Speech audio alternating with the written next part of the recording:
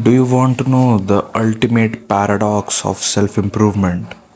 If you are actually doing it right, if you are critically analyzing your life and facing the raw truth, you are going to completely feel depressed.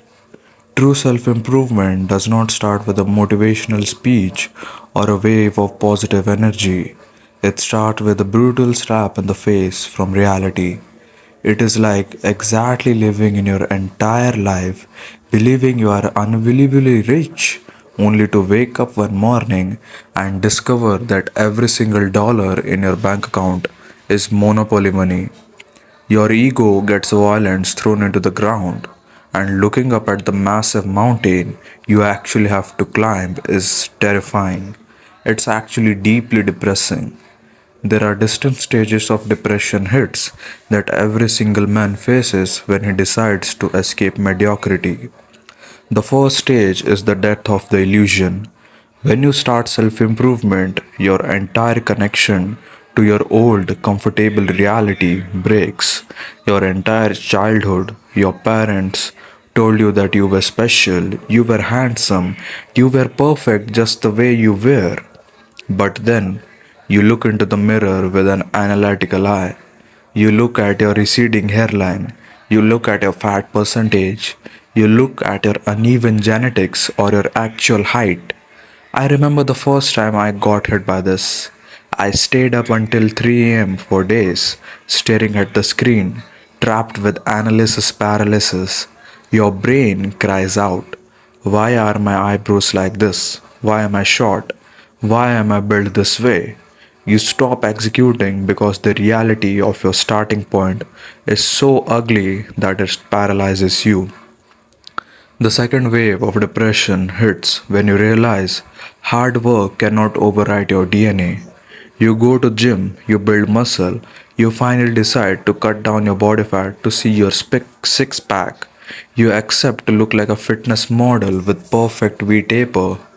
But when the fat drops and the reality hits you, your abs are genetically asymmetrical. One is higher and the one is lower. Your rib cage is wide and your collarbones are narrow. No matter how much you train, no matter how expensive your diet is, you will never have an Arnold Schwarzenegger physique because your bone structure does not allow it. It's the same with talent. You can practice guitar and vocal training for 10,000 hours, but you might never have the vocal range for an elite singer because their vocal cord are genetical gift. Realizing your absolute genetic ceiling is a heavy, depressing pill to swallow. The third stage is personality lie. For years, society feeds you a comforting lie. Looks don't matter, bro. Just have a great personality and work hard, and people will like you. Then you hit with your late teens, you develop your first real crush, and you get rejected and completely ignored. Why? Because you are fake, ungroomed, and out of shape. The illusion breaks. You realize your good personality means absolutely nothing if your physical presentation is low value. Facing the fact that you are usually unattractive, the people you desire is dark, cold room to sit in. So, why am I telling you all this? Am I telling you to give up and stay depressed? Look at the weightlifter hands or the guitarist fingertips.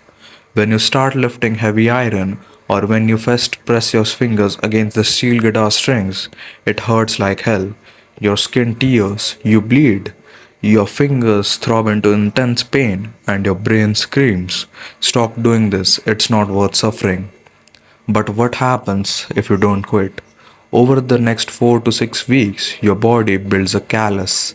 Hard, thick, and protective skin grows over the wound.